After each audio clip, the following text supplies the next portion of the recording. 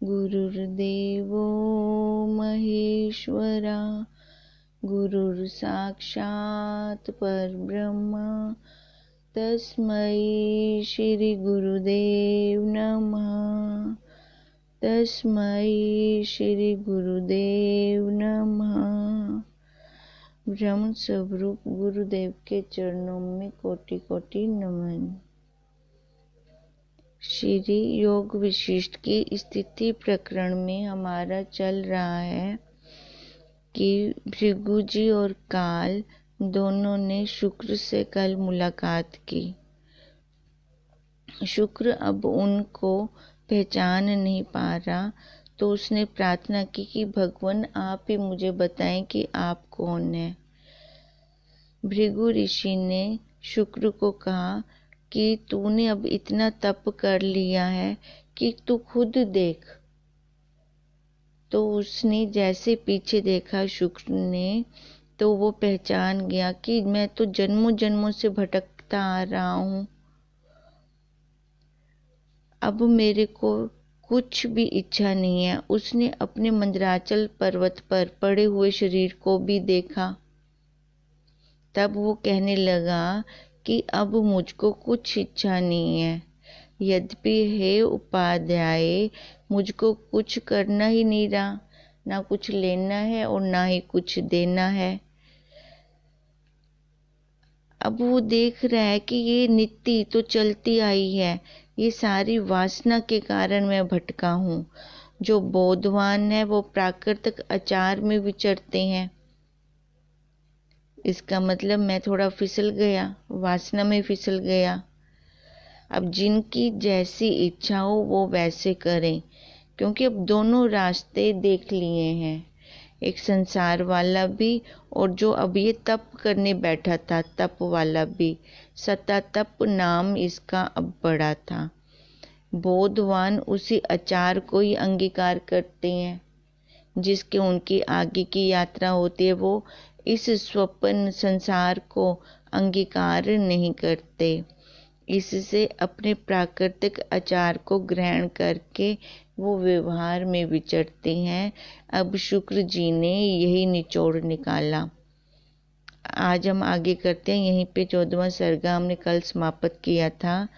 वशिष्ठ जी बोले, हे राम जी, इस प्रकार विचार करके तीनों आकाश मार्ग को चले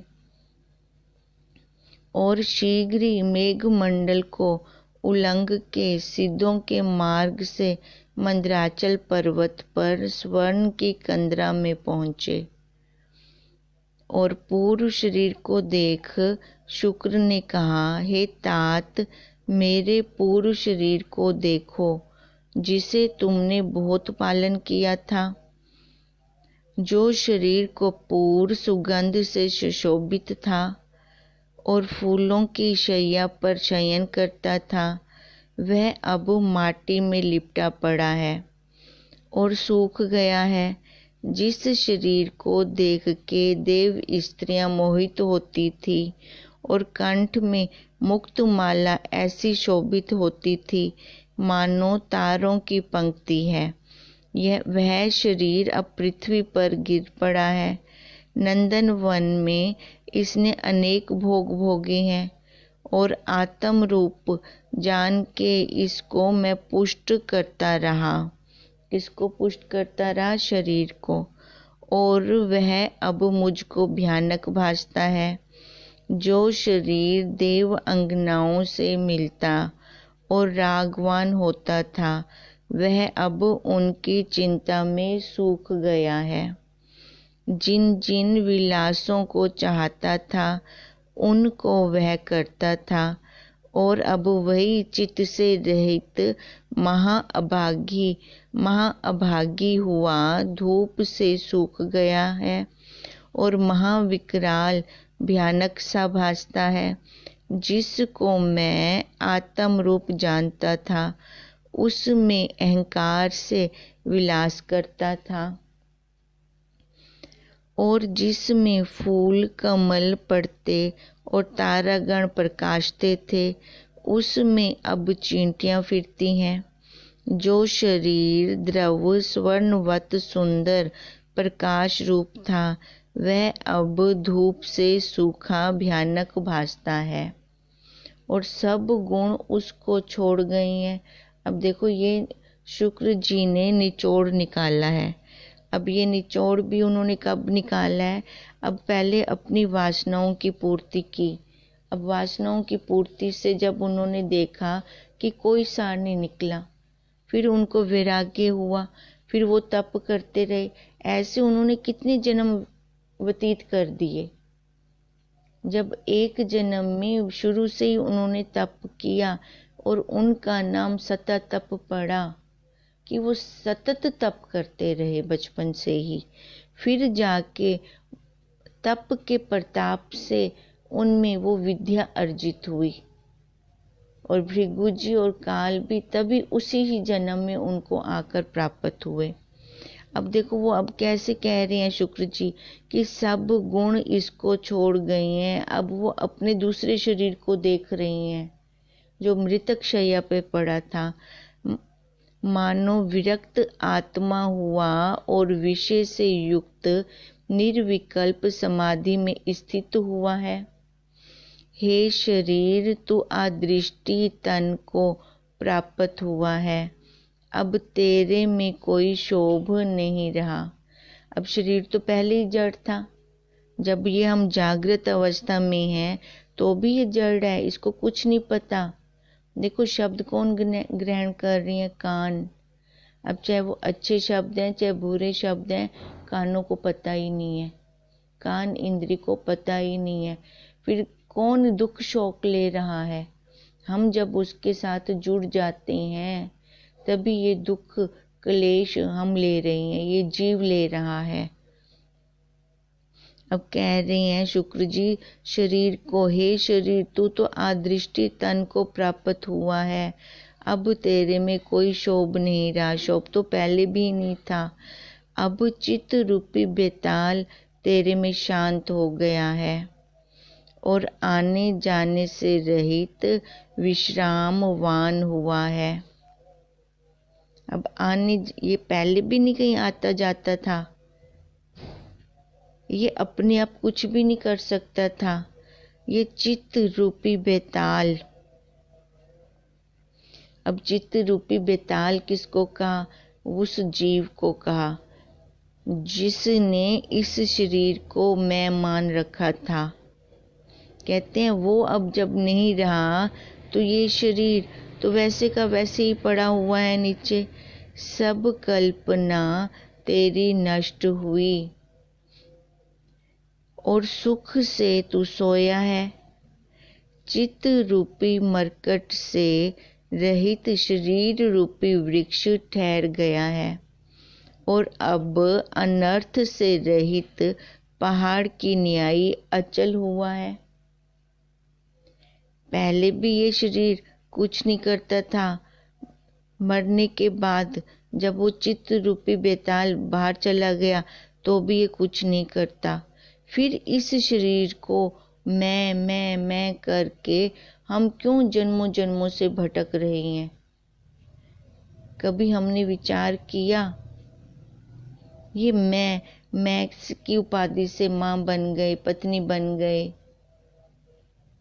बहन बन गए, भाई लोग देखें, बाप बन गए, बेटा बन गए, दामाद बन गए, पर है तो एक का एक। पर बन कितना कुछ गए।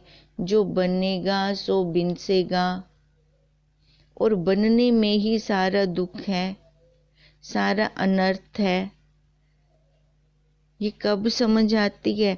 जब तत्वनिष्ठ गुरुदेव के चरणों में हम अपने आप को समर्पित करते हैं। यह देह अब सर्व दुख से रहित परम आनंद में स्थित है। देखो, इस देह को जब हम जला देते हैं तो भी इसको कुछ पता नहीं होता।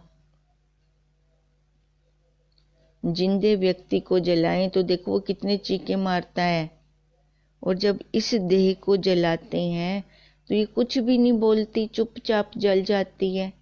तो यहीं से भी हमें डेमो मिलता है कि ये ना कुछ करती है, ना इसके अंदर कुछ फीलिंग है।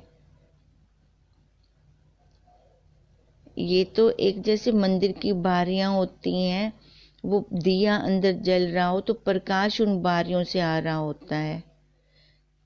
अब उस बारियों में तो कोई प्रकाश नहीं है। अगर दिया ना हो तो बाहर वाली वस्तु को हम देख नहीं पाएंगे। जो बारियों से प्रकाश बाहर जा रहा है तो वहां से हम देख रहे हैं ना फिर वस्तु को, जो बाहर पदार्थ पड़े हैं। अब ऐसे ही इसके अंदर वो दिया जल रहा है, आत्मा रूपी दिया जल रहा है, और ये बारियां हैं इंद्रियां, ये छोटे छोटे जाली हैं, इनसे प्रकाश बाहर जा रहा है।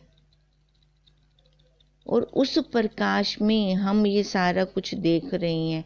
ये अपनी कोई सत्ता नहीं रखता, अपनी कोई वजूद नहीं रखता।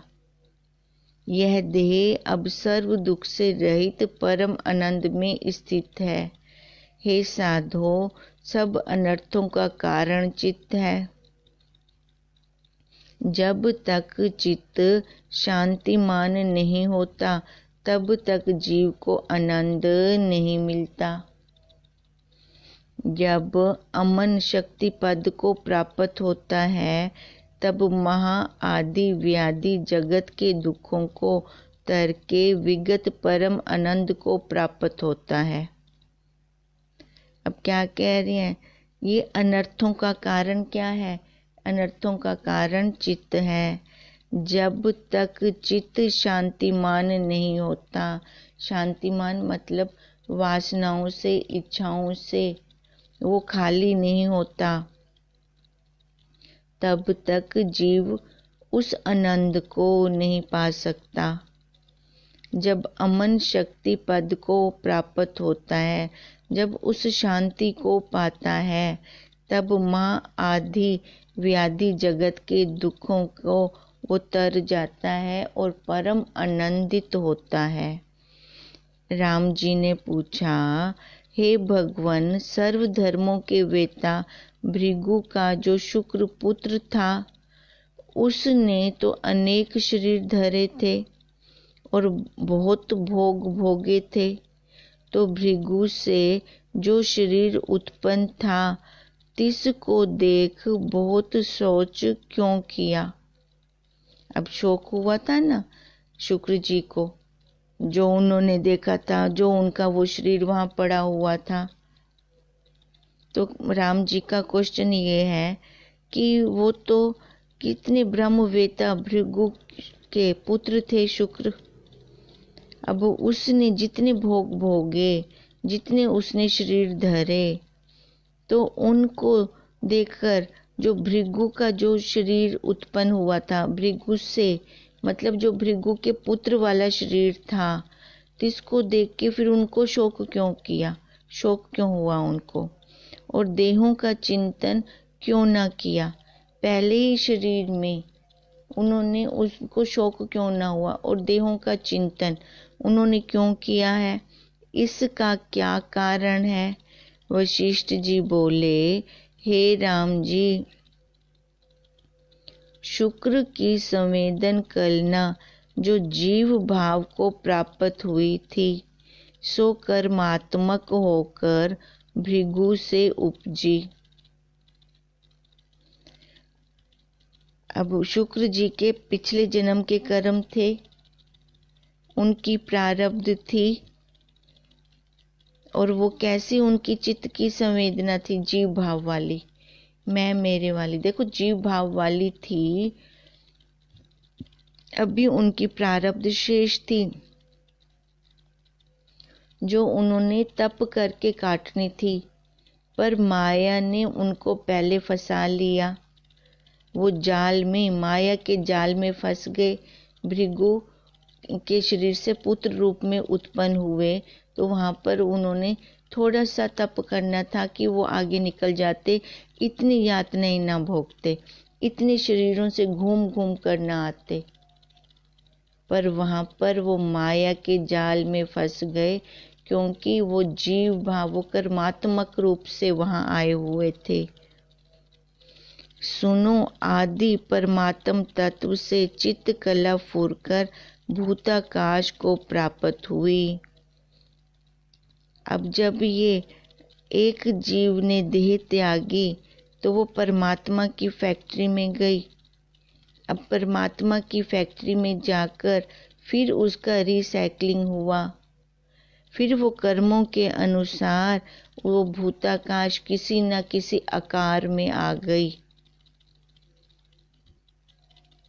अब जैसे हम कबाड़ी को सामान उठा के दे देते हैं, घर में जितना भी वेस्टेज प्लास्टिक पड़ा है या वेस्टेज लोहा पड़ा है वो हम देते हैं, तो वो क्या कबाड़ बेचने वाले क्या करते हैं, फिर दोबारा से उस फैक्ट्री में पहुंचा देते हैं। तो वहाँ से वो नई नई रिसाइकलिंग होकर नए डिब्बे बन के, प्लास्टिक के डिब्बे बन के, लोहे के बर्तन बन के फिर हमारे सामने आ जाते हैं। है तो वही का वही। अब ऐसे ही परमात्मा की फैक्ट्री में जब ये जीव जाता है तो वो कर्मों के अनुसार फिर वापस आकर उसकी भी रिसाइकलिंग होती है, फिर वापस आकर फिर वो अपने कर्मों के अनुसार कर्मों के अनुसार आकार को लेता है। तभी कहा कि परमात्म तत्व से चित्त कला फुरकर भूताकाश को प्राप्त हुई और वही वात कला में स्थित होकर प्राण अपान के मार्ग से भृगु के हृदय में प्रवेश कर गई। और देखो वात कला किसको कहते हैं, ये प्राणायाम जो प्राण हमारे चल रहे हैं। अब 10 प्राण है, 5 प्राण और 5 उप प्राण। अब वहाँ से कहाँ गए, भृगु के हृदय में प्रवेश कर गए। अब भृगु के हृदय में प्रवेश कैसे करता है, वीर्य के द्वारा। वीर्य के स्थान को प्राप्त होकर गर्भ मार्ग से उत्पन्न हो क्रम करके बड़ी हुई। अब वो धान में गया, अब धान से जीव के अंदर गया, जीव के अंदर उसने पुष्ट किया, रस वो पुष्ट हुआ तो उससे क्या बना, वीर्य बना। फिर वीर्य से गर्भाधान हुआ। अब वहाँ से क्रम से फिर ये बड़े हुए शुक्र जी, जिससे विद्या और गुण संपन्न युक्त शुक्र का शरीर हुआ। अब देखो वो वीर्य किनका है, भृगु ऋषि का। और भृगु ऋषि का तप भी कितना है, उनका पुरुषार्थ भी कितना है कि वो अपने स्वरूप में ही है। अब कहते हैं तो वहाँ से जो निकलेगा, उस फैक्ट्री में से जो निकलेगा वो कैसा होगा, विद्या और गुण संपन्न शुक्र का शरीर हुआ। अब उन्होंने शरीर तो लिया पर वहाँ पर भी थोड़ा सा पुरुषार्थ बाकी था। उस शरीर को जो उसने चिरकाल सेवन किया था, इससे उसका शौक किया। कि शौक क्या किया, पहले तो मैंने इतना अच्छा शरीर लिया, मतलब भृगु के कुल में पैदा हुआ। अब वहाँ पर मैंने थोड़ा तप ना किया, माया के जाल में फंस गया, इच्छाएं वासनाएं आगे आ गई, तभी उसको अब शुक्र जी को सतत तप के शरीर में शौक हो रहा था। यद्यपि वह वीत राग और निरिच्छित था। अब उसने शरीर लिया था सतत तप का, अब उसमें तप करके, सतत तप करके वो कैसे बन चुके थे कि अब उनके अंदर कोई इच्छा नहीं थी। अब भृगु जी और काल जी जब उनके सामने गए और उनको अपना पिछला जन्म याद करने को बोला, तो फिर उनको कैसी अपने ऊपर ग्लानि हो रही थी। अब कैसे कहते, अब कोई भी इच्छा मेरे अंदर नहीं है, कोई वासना शेष नहीं है। तो भी चिरकाल जो अभ्यास किया था वही फुराया। अब जो भृगु के पुत्र के रूप में जो अभ्यास किया था, देखो ये विद्या कहीं जाती नहीं है, इस विद्या का कभी नाश नहीं होता। ये विद्या ऐसी है, जितने हम शरीर लेते हैं उस शरीर में हमारे साथ आगे चलती है। फिर उस शरीर में हमें थोड़ी रिवीजन करनी होती है बस। और वो थोड़ी रिवीजन करते हैं तो पीछे सारे चैप्टर याद आ जाते हैं। या फिर हम कहते हैं जितना मैं पिछले जन्म में सूट सिलकर आई हूँ उतना वो स्वतः मेरे को मिलेगा इस जन्म में, आगे वाले जन्म में उतना सिला सिलाया मिलेगा, आगे और सिलना पड़ेगा। पर जो संसारी विद्या लेते हैं हम डॉक्टर इंजीनियर की, वो हमारे साथ अगले जन्म में कभी नहीं जाती, वो हमें फिर से सारा कुछ करना पड़ता है। यद्यपि वह वीत रागोनिर इच्छित तो भी चिरकाल जो अभ्यास किया था वही फुराया। हे राम जी, ज्ञानी हो अथवा अज्ञानी, व्यवहार दोनों का तुल्य होता है, परंतु शक्ति अशक्ति का भेद है। ज्ञानवान सशक्त निर्लेप रहता है और अज्ञानी क्रिया में बंधवान होता है। देखो, शक्ति अशक्ति का भेद है।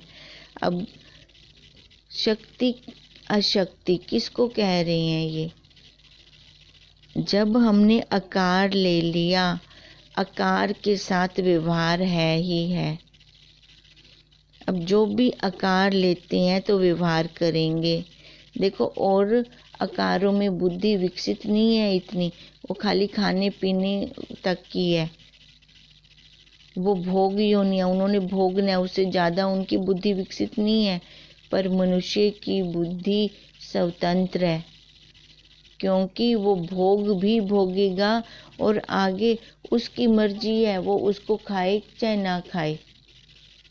अब इसलिए कहा वो शक्ति ज्ञानी के पास भी है, अज्ञानी के पास भी है। उस शक्ति मतलब उस चेतना से वो अपने सारे व्यवहार कर रहा है। अब फर्क क्या है?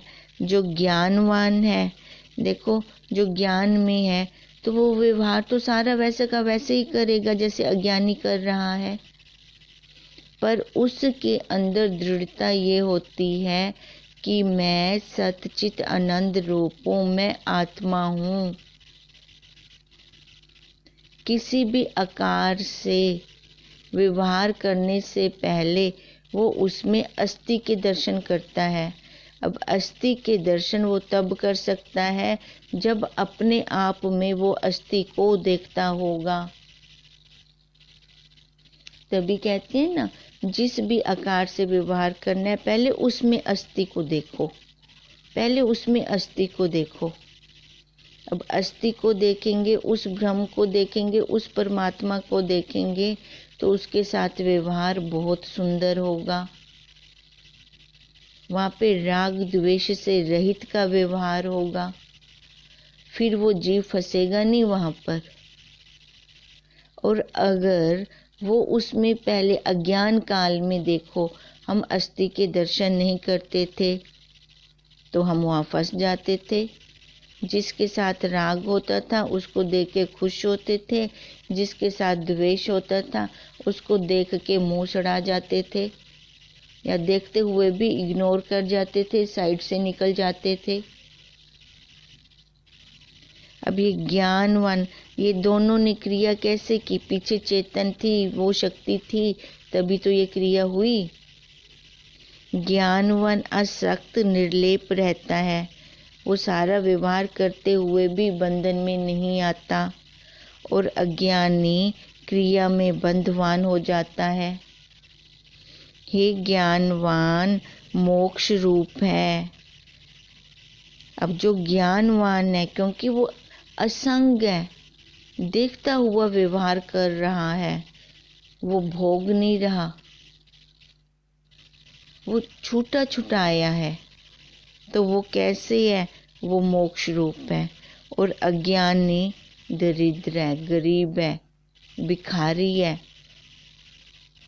क्योंकि वो फंस रहा है एक एक के अंदर। जैसे वन में जाल से पक्षी फंसता है, तैसे ही अज्ञानी लोक व्यवहार में बंधवान होता है। अब क्या कह रहे हैं कि जैसे जाल बिछा पड़ा हो और पक्षी बोलता रहे शिकारी आएगा, जाल बिछाएगा, दाना डालेगा, खाना नहीं, फिर भी खा रहा है, तो इसका क्या मतलब है? वो वाणी मात्र है खाली। अब ऐसे ही हम सारे जिज्ञासु साधक देखें कि ये वाणी वाला हमारा चल रहा है ज्ञान, कि हमारा चित्त से हमने ये सारी विषय वासनाओं को छोड़ दिया है, उनका त्याग कर दिया है। ये जब हम वाणी से देखेंगे, चित्त से देखेंगे, फिर जाके हमें पता चलेगा। अगर वाणी से बोल रही हैं कि मैं ब्रह्म हूँ, और विषय वासनाएं भी आ रही हैं, हम चाह रहे हैं कि हम संसार में भी पूरा उतरें और परमार्थ में भी पूरा उतरें, हो नहीं सकता।